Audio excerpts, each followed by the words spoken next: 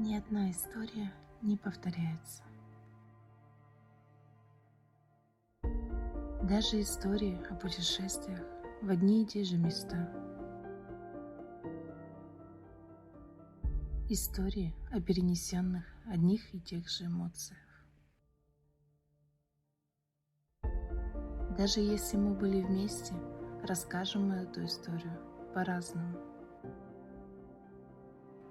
Так вот, сегодня я расскажу тебе свою историю, свои эмоции от Дагестана. Отъезжаем от дачи. Оставили тут машину свою. Гоним. Гоним. Поехали!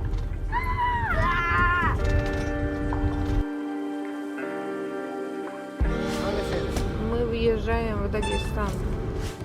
Так как наша машина не маленькая, нас остановили на досмотр на границе республики. Как-то так проверяют. Теперь у нас за рулем будет собака. Женю конфисковали.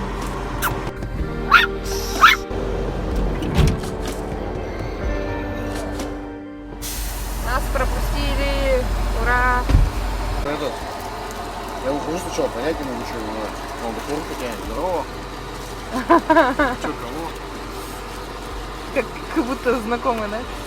Че, Диме тоже руку протянул. Да? Ну. Ха, я не видела. Дима, как ты? Дима, в шоке был тоже. Очень доброжелательно. Тут пока что. И вот нас уже второй раз смотрят.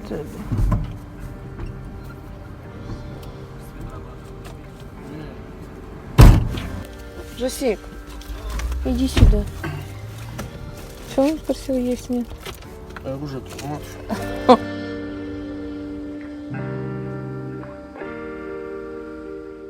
И тут почти сразу нас ждал местный сюрприз.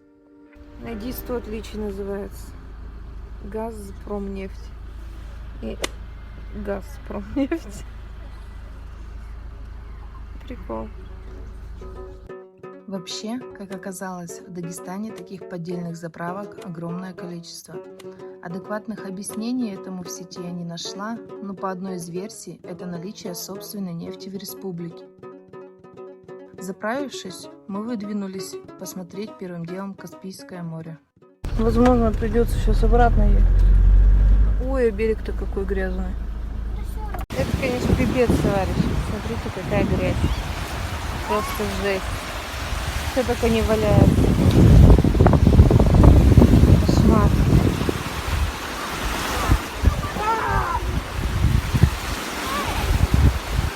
Холодная?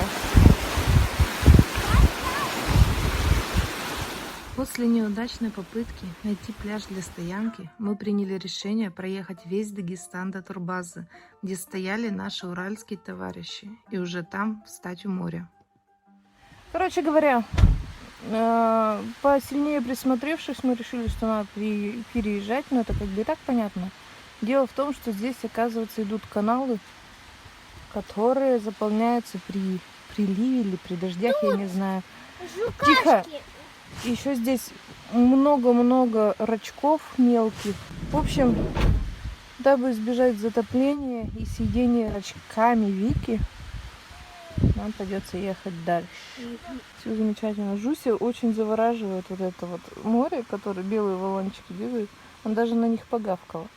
Она так смотрит непрерывно на море. Да, Жуся? Скажи, какая интересная штука. Вообще. Жужу. Эй, собака.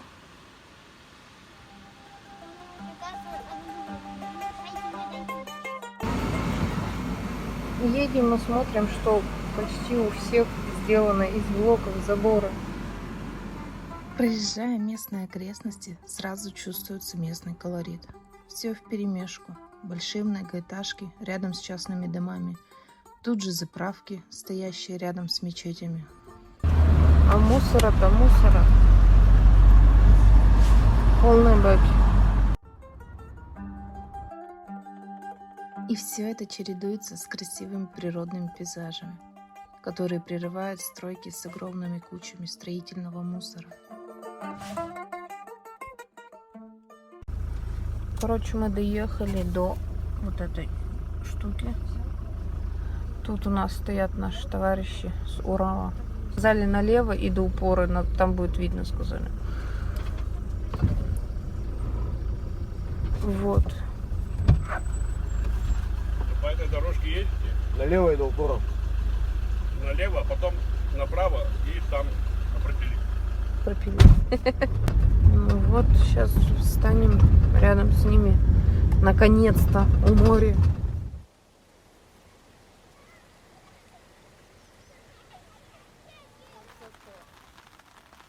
Онлайн-трансляция, что происходит прямо сейчас. У нас начал капать дождик. Дети в машине смотрят мультики. Джесси спит. Всем привет!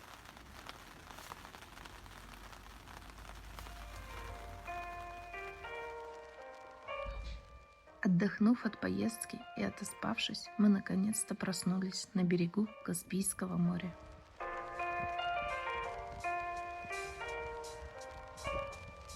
Лагерь днем. Сегодня ветер, чуть не особо прям жара.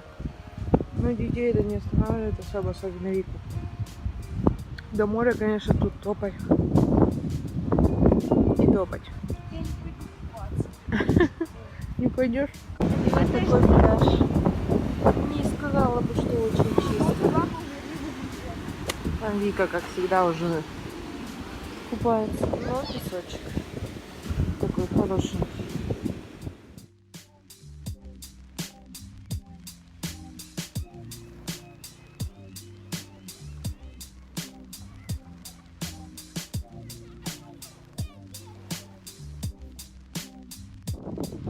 Таким образом стираемся. Кучу одежды, где потная, где пыльная, где что. Ведро, мыло, тазичек. И вешаем на нашу вешалку.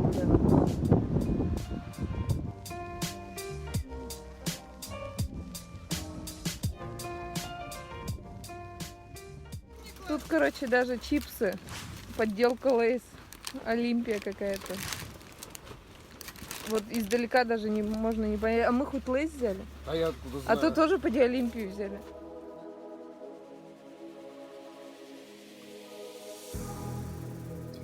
Рядом с турбазой на пляже среди песка стоит единственный в мире экраноплан «Лунь». Это разработка СССР. Изначально их было два, но второй не достроили. Он представляет собой гибрид самолета и корабля. Большой, мощный, эдакий памятник гениальности человеческой мысли. Такая махина восхищает своими размерами, историей и всем своим видом.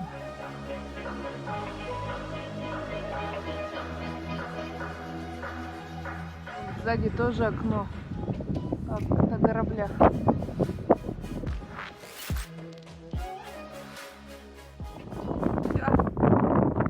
Расходимся.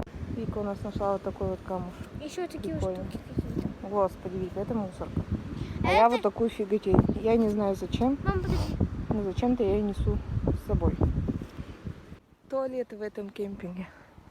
Мужской и женский. Пока в мужском никого нет, я сейчас покажу. Короче, раковины стоят. Душ вот такой вот. Ну, в женском он вот такой же. Дырка в полу. И туалеты. Ну, как-то так. Есть еще у них один душ. Он где-то там вот в корпусах находится. Но, честно говоря, по чистоте здесь почище.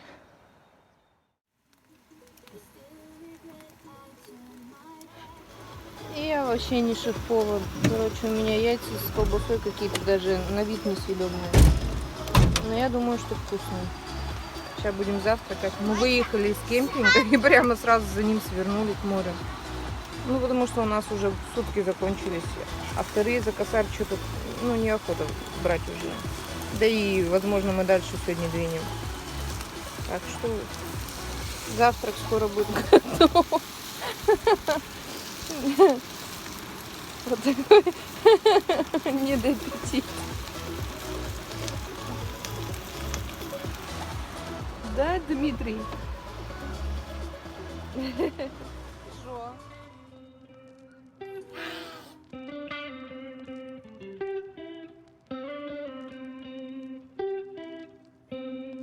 I don't know. Have a good day.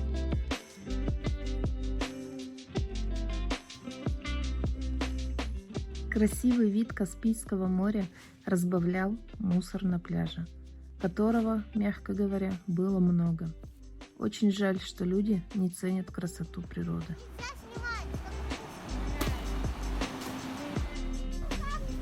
Купили себе 2 кружки и турку. И как идиоты не знаем же, как варить. Ой, она трещит что-то. В общем, будем методом тыка пробовать.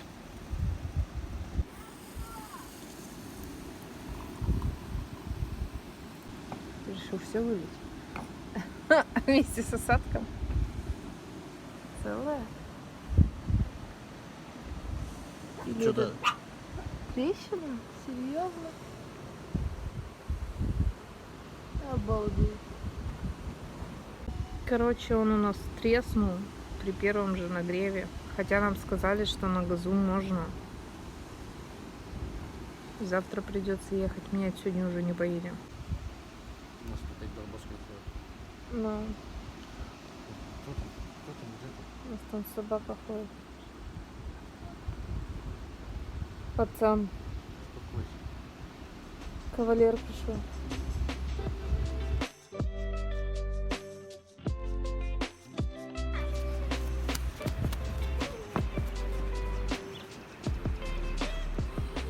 Короче говоря, место встречи изменить нельзя.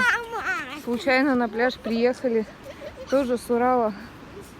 Ребята с прицепом. Стоим теперь вместе.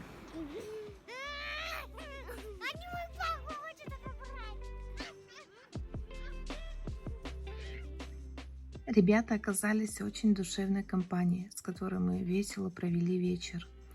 Еще оказалось, что в июне в Дагестане вечером может понадобиться легкая куртка, а если вы решили развести костер, то надо прикупить заранее дров, потому что найти их на пляже будет проблематично.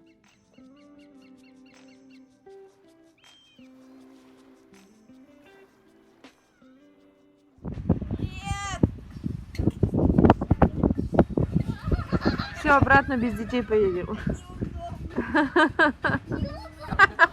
Какая мама добрая. С головой надо, с головой.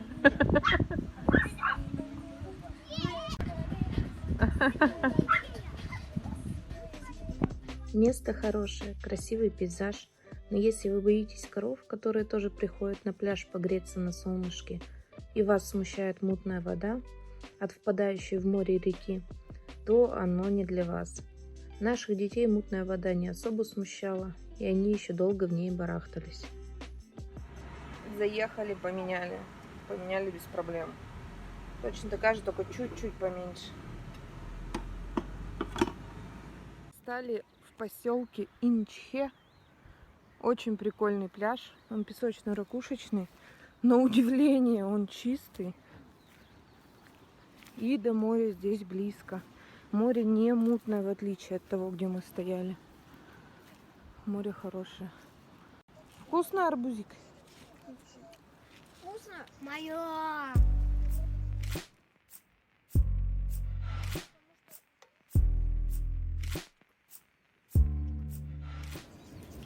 Сволочи. Сегодня поменяли с этой такая же история. Короче, они декоративные. Папа, это уже меняли? Кружки тогда нет. А мы же их не кипятим, ничего. Мама, Ну.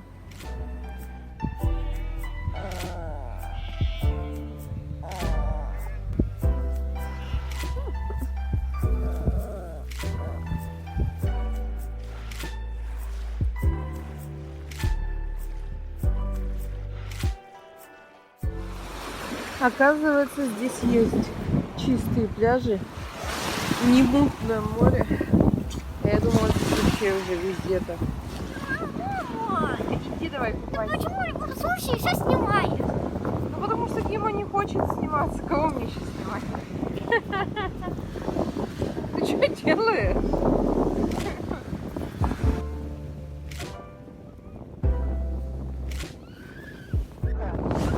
И природа набрала себе вот таких вот штучек. Сейчас сижу, колупаю.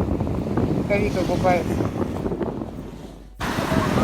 Женя тоже решился.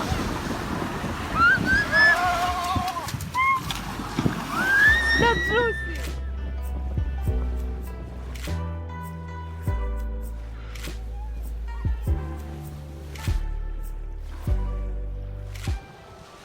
У нас тут опять компания появилась. Списались в интернете. Наконец-то, вдоволь накупавшись в Каспийском море и проводив гостей, мы выдвинулись в путь, теперь уже смотреть горный Дагестан.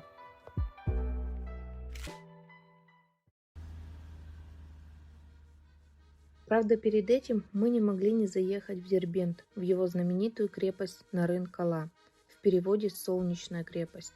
Чтобы добраться до нее, нужно преодолеть немало ступенек, так как крепость находится на возвышенности.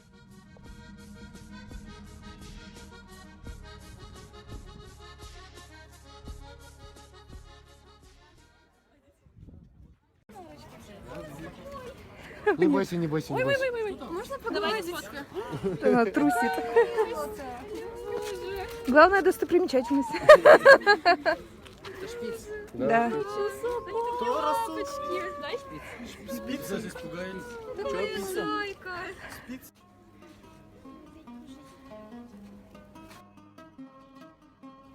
Какие-то камни дырявые.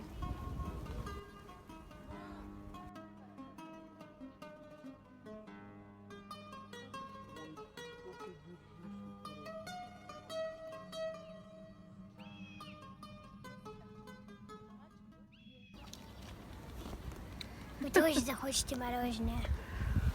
Да-да-да. Когда подниметесь на эту крепость, да? Жо, как тебе? Прячемся в теньке от дерева. Каспийское море, Дербент, крепость. Дима с мороженкой. Я с мороженым. И Вика с мороженкой. Гопники из Урала. Да. Есть мороженка? Эй, чё, морожка есть? Так это, семки есть? Морожка есть? Семки. Семки. Морожка есть? Конечно же, полностью пройти мимо сувенирки у нас не получилось. Взяли сладости детям. И таких штук. Ну вот они минусы большой машины. Короче, мы уже минут 10 пытаемся просто с парковки выехать. Тут все плотничком. Вставали, еще машин столько не было. Сходили в магазин и все. И пипец.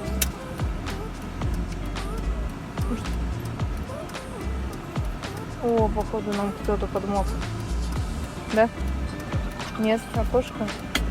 Ну, значит, повезло просто. 10 минут, наверное, или 15 мы тут стояли просто, пытались выехать. Короче, у нас тут такой перекресток, где зеленый, не зеленый, пофиг, куда горит вообще, все налево поворачивают, перекрывают там вон, полосу встречную и пофиг, и едут налево. Все, хотя вон там должен быть направо, один прямо, один налево. А тут аж в 6 один раз выстроились, и им посрать вообще. Движение, конечно, здесь вот вообще. Ну, как он сейчас проедет? Вот как. Все встали, всем пофиг. Он сейчас будет тесниться. Кошмар. Это вообще...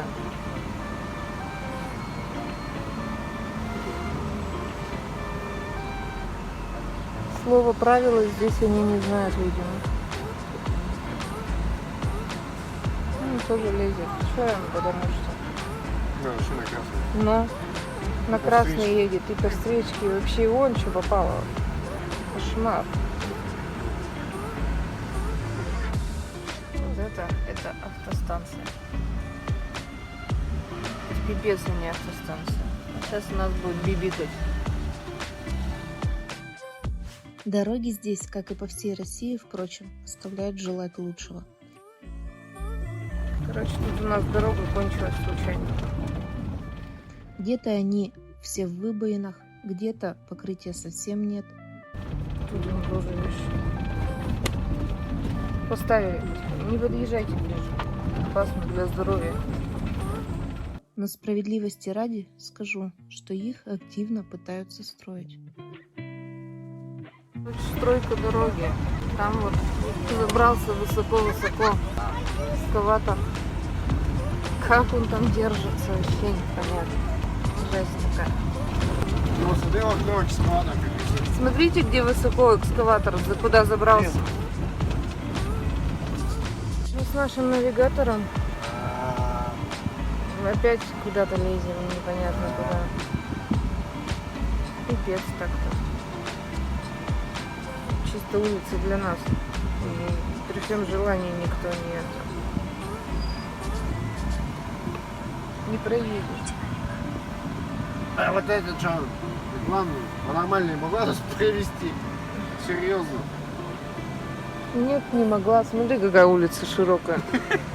Идиотка какая-то.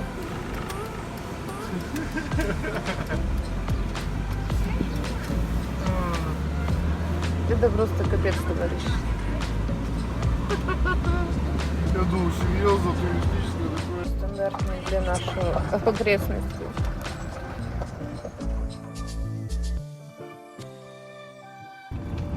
Вот так вот обваливаются. Ну, здесь немного, а по новостям показывают, что вообще где-то много обваливается.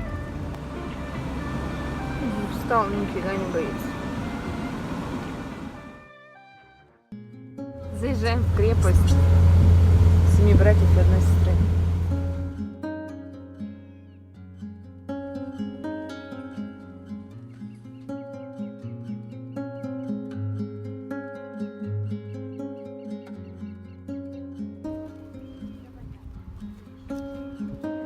Это другая. Страшно? Как она?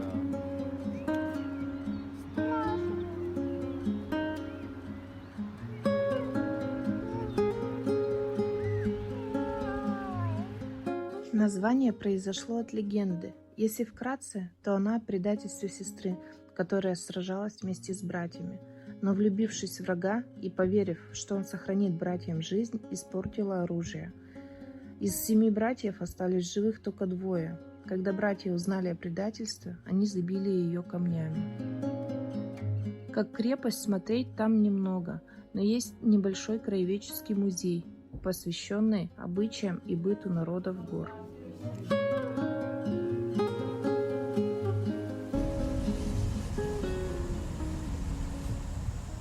Недалеко от крепости находится Ханакский или по-другому Хучинский водопад. К нему достаточно легко подъехать на автомобиле, поэтому здесь всегда много народу.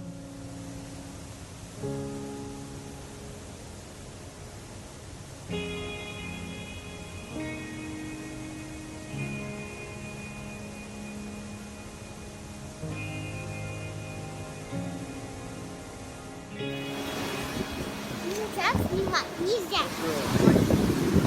А это сколько народу тут?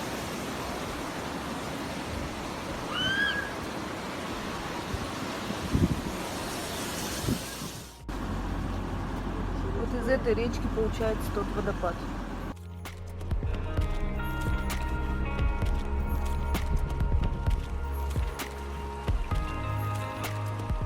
Еще одна не очень очевидная и популярная достопримечательность – это древний деревянный мост. Расположенный он возле села Гулли или Гулли. Считается, что этому мосту более 200 лет, хотя местные утверждают, что ему, возможно, более 700 лет, и он может на полном праве считаться историческим памятником.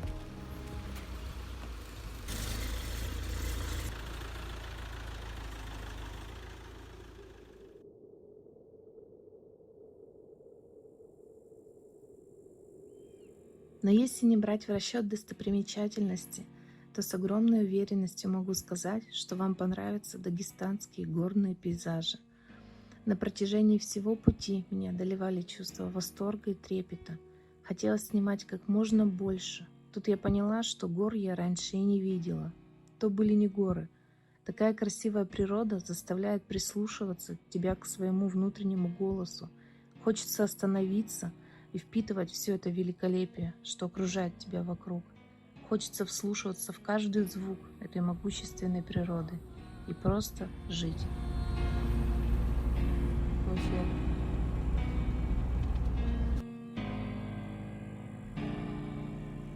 И по ночам мне снится вся красота, что в Дагестане. Я буду родиной гордиться, ее любить не перестану. И также за границей у дагестанского народа в сердцах любовь искрится к своей земле, к своей природе.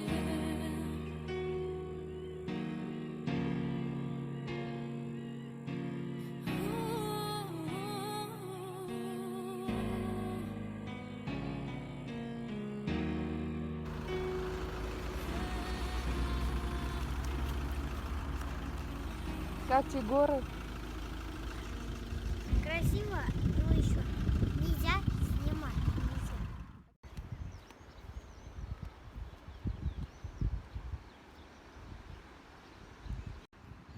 Женя делает фотографии. Валяется там на полу.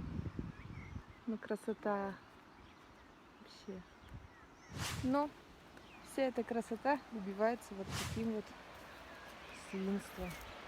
Вы посмотрите. Жесть. Заехали в лесок. Ну, просто передышка, пробежаться. А тут такие деревья. Как из какой-то сказки.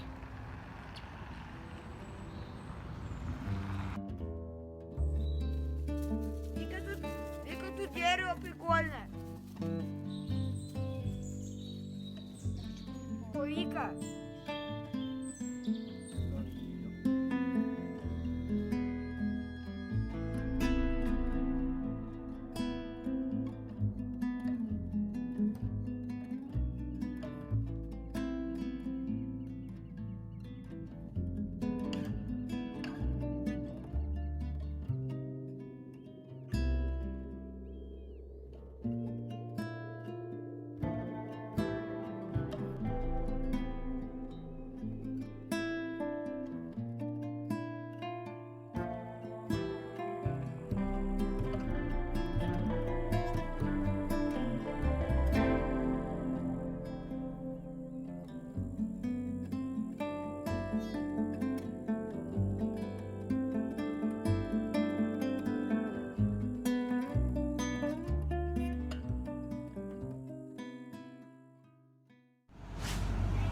Все домики выглядят так игрушечно. Многоликий непокорный горный край орлов. Вера помогали горы, мудрость стариков. Не в цене здесь было злато, серебро, порог. Было здесь дороже злата, слово и клинок. Корову Не пофигист. в цене здесь Ничего не было смущает. злато, серебро, Стоял. порог.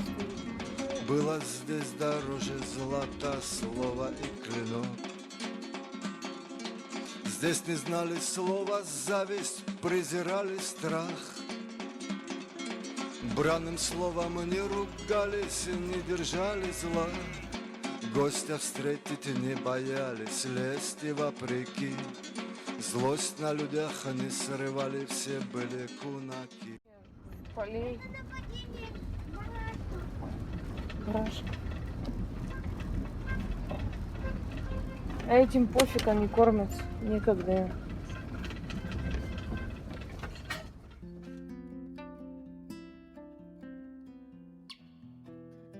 Следующим пунктом был горный аул Гоор. Едя сюда, у меня не было никаких ожиданий. Думала, что еще один заброшенный город. Что такого? Но уже на подъезде, когда ты по извилистой дороге набираешь высоту и с каждым метром все ближе приближаешься к облакам, начинаешь понимать всю особенность этого места. Мы доехали до того древнего города. Там вот наверху. Главная улочка. Ой, тут много машин. Конечная, да?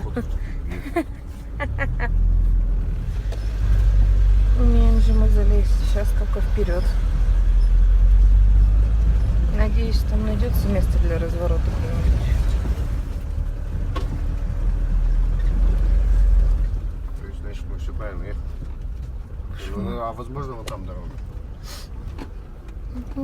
Все тоже может быть. Мы же идиоты, вечно едем по какому-то идиотскому плану нашего навигатора.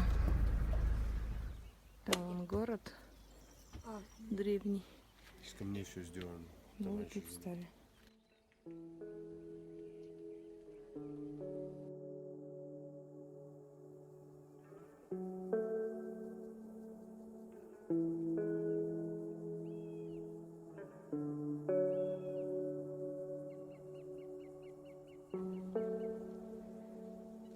А машина вон там.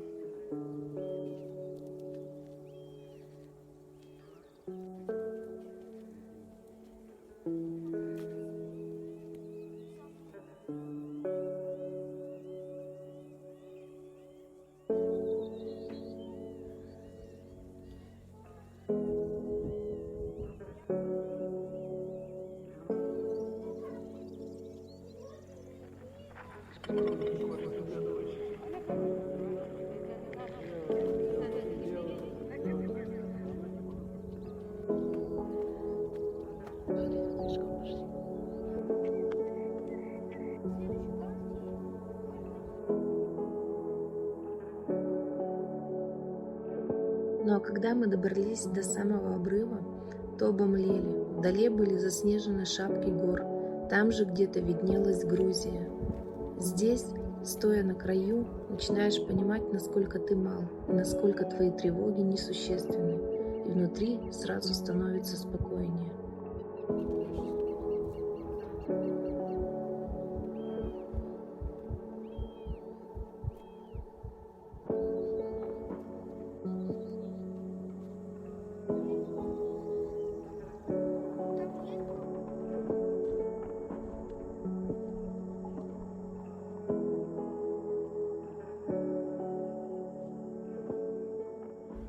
Оказывается, здесь была и пошире дорожка. Поуже. Почему поуже-то? Я имею в виду, чем мы заехали. Заехали? Ну, мы, как всегда, нашли себе путь самый интересный. Тут какая-то невидимая хрень происходит.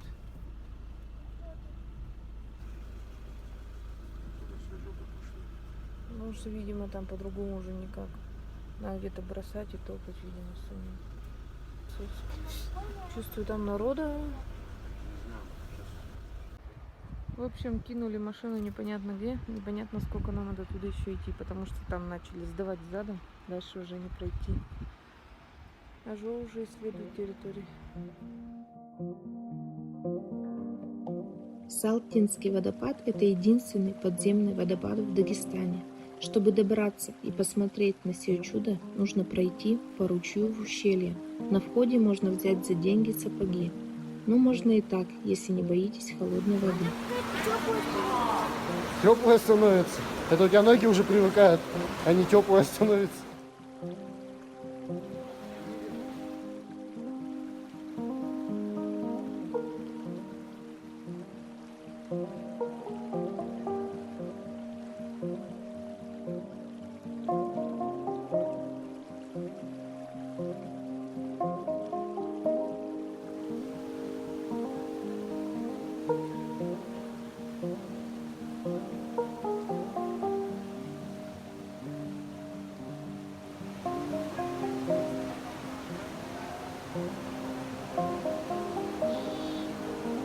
В другое время года воды может и не быть, так что нам повезло. Большим минусом стало количество туристов, поэтому если есть возможность, то лучше едьте сюда рано утром. Сокращаем путь. Нам без этого бы надо было делать большой крюк, как оказывается. У нас навигатор, добрая женщина, повела нас по супер короткой дороге вот этой. Оно, конечно, красиво, но... Ну, лучше не смотреть за борт. Да. Да ну ты в жопу выйди. Серьезно. И что делать? И вот он едет ведь. Он там проедет.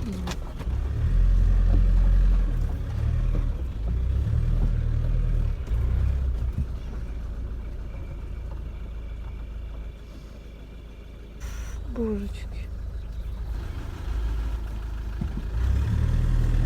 Дай бог с таким же, как мы, встретиться.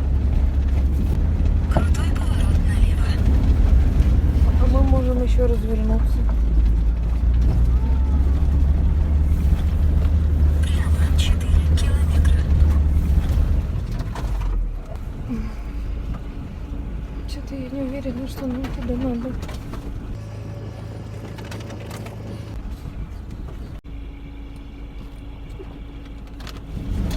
Дорога, появись, пожалуйста. Очень прошу. Не надо 4 километра вот так. Да пожалуйста. Еще.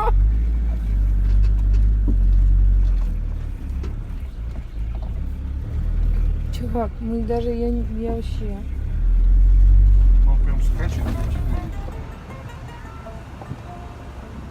Нет, конечно, в жизни надо все увидеть, но что-то мне страшно.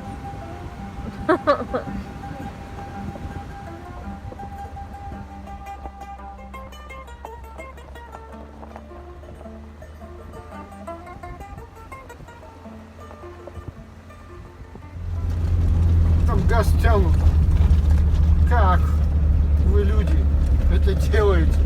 Научите всех остальных. А то у нас все еще не могут. По прямой потянуть.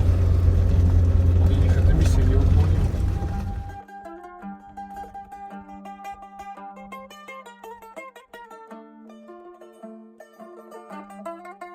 Надо выдохнуть, встать немедленно. А то мы сейчас все уписались уже от страха. Дети, вон только не вникают, они там воткнулись. Я не воткнулась. Ты все это время смотрела? И как тебе? Страшно. О, боже мой. Вот такой вид.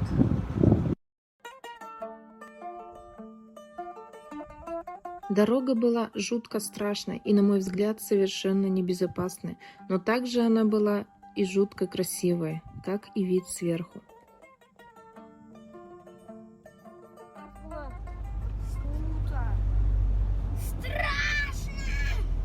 Высоко? Так красиво? Нет.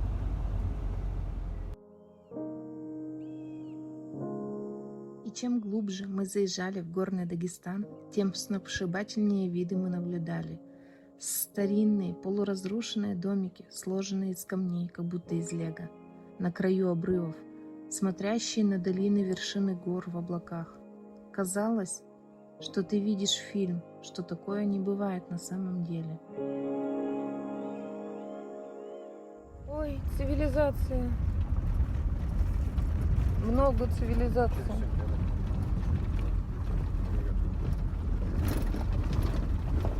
Ну, ее хотя бы видно.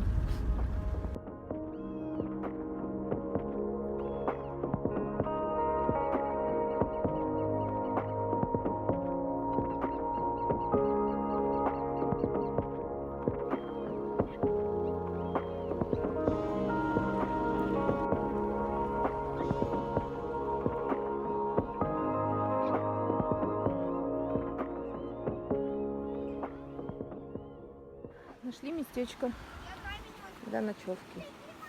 Вот под такой скалой. Тут река достаточно бурная, ивы.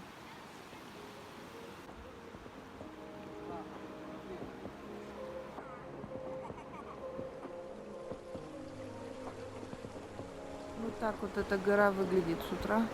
Отвесная почти. Дети еще дрыхнут. Мы решили, что надо ехать.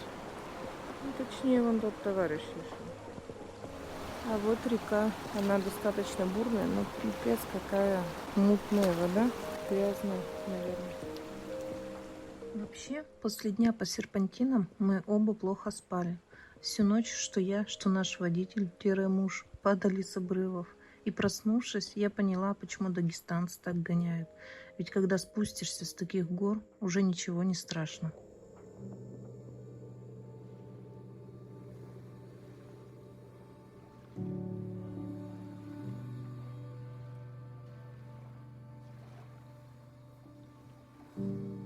Далее мы останавливались на Арганайском водохранилище. Перекусили, позалипали на пейзажи, как с картинки. Это оказалось еще одной красивейшей точкой для посещения.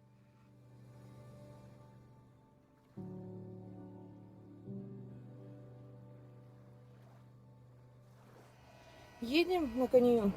А, Жуся? Нет. Поедем? Мы в каньон едем или на каньон? На.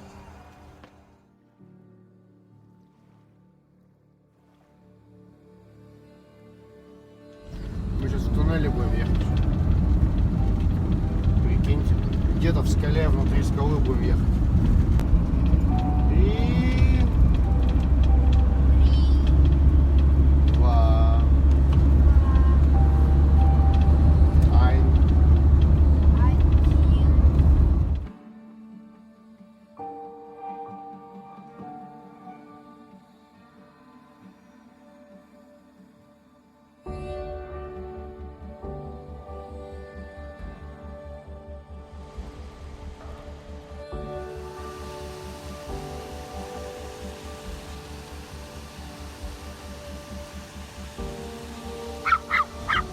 Там, смотри, ступени. Еще в Дагестане находится самый длинный в России автодорожный тоннель, чуть более 4 километров. Лично я первый раз ехала в таком длинном тоннеле. Необычное ощущение. Кафешка с видом на речку. Еда в Дагестане. Мы не часто кушали в кафе, в основном готовили сами. Вешки. Но когда заезжали, то были приятно удивлены вкусными блюдами. Даже наши дети, которые не угодишь, остались довольны. В горах у них чаще встречаются не кафе, а гостевые дома, где подают завтрак, обед и ужин. Мы брали ужин на двоих и удивились количеству еды. Нам на 4 было много.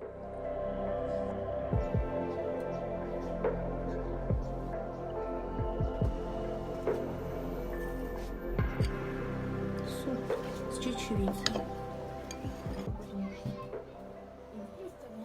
В общем, нам еще плов принесли и шелковицу. Короче, мы объелись. Можно сказать, выкатываемся. Мало того, нам еще дали с собой чуду. Она горячая. Будем потом есть. Я наелась неделю вперед. Все, походу, боялись. Угу. Мы нашли какую-то речку, водохранилище-озеро. Не знаю, что это. Дефис каньон. Дефис каньон. Возможно, мы будем внизу него, потому что там горы. Короче, я даже не знаю. В общем, у нас получается, что по карте вот так вот мы сейчас это озеро объезжаем и туда на гору заезжаем. Сейчас разговаривали, что все не как у людей у нас. Мы и снизу его посмотрим, видимо, и сверху. Это все благодаря нашему навигатору.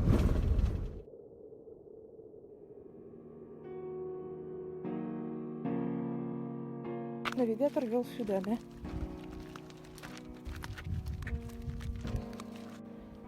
Надо вон тут.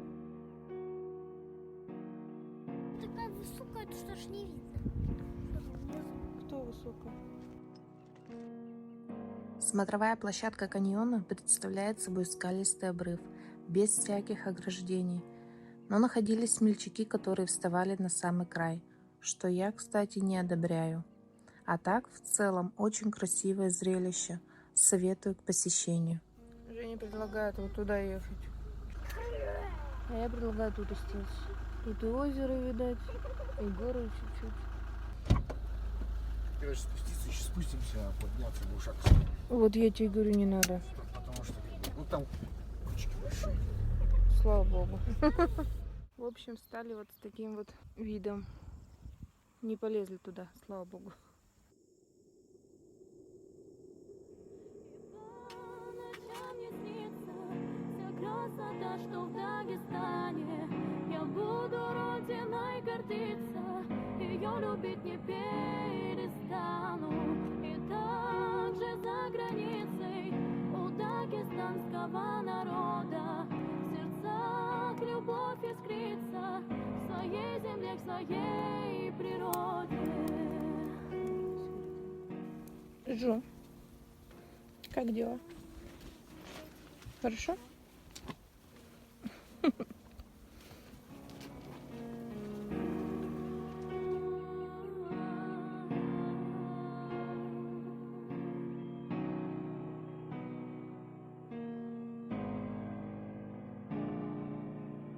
И по ночам не снится вся красота, что в Дагестане. Я буду родиной гордиться, ее любить не перестану.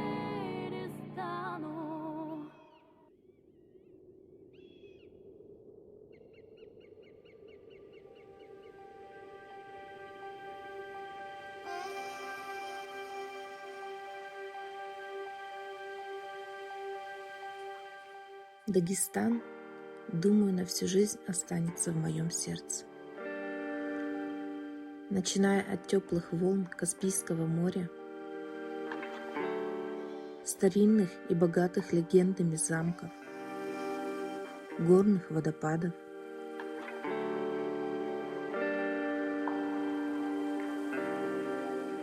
заканчивая сногсшибательной природой, которая не может не понравиться каждому.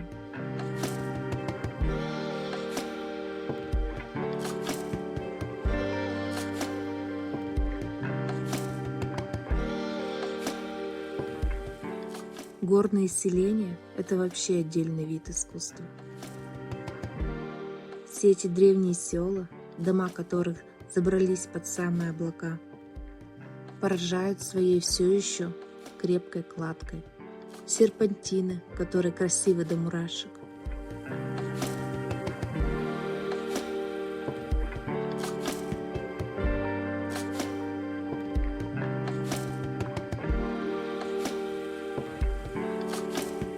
Советую побывать тут каждому хотя бы раз.